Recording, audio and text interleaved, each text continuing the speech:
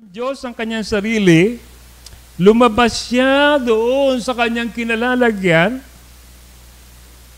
At ang sabi ng prophet, katulad dito mga kapatid ng isang rainbow with 7 colors, different spirit, right? What came out, sabi niya, is the Logos.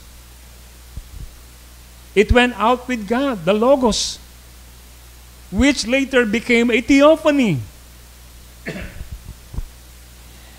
And that was in the form of a man. You see? And that theophany was made absolutely human flesh. It was Christ. So yan ang ginawa ng Panginoon, mga kapatid. Di ba? Nag-immorphe ang Panginoon mula doon sa kanyang pagiging isang eternal God, Elohim. He went out.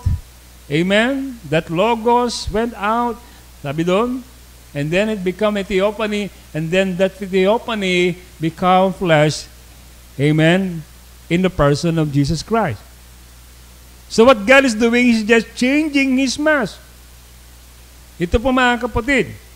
Alam natin ang Panginoon, siya po mga kapatid, ay nag-took form lang ng kanyang panibagong anyo.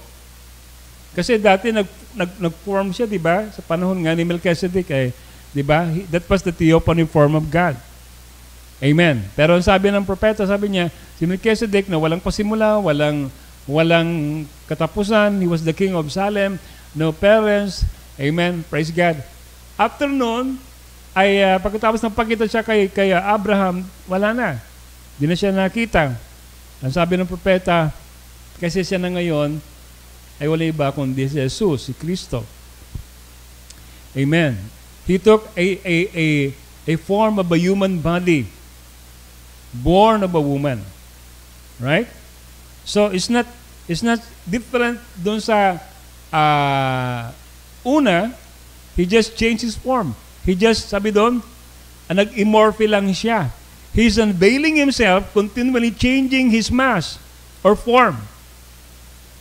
Ang problema kasi sa iba, nagbago lang siya ng maskara, nagbago lang siya ng anyo, ang tingin ng iba, isang persona na yon. Ang tingin ng iba, pangalawang persona, pangatlong persona, di ba? No, there is only one person of God.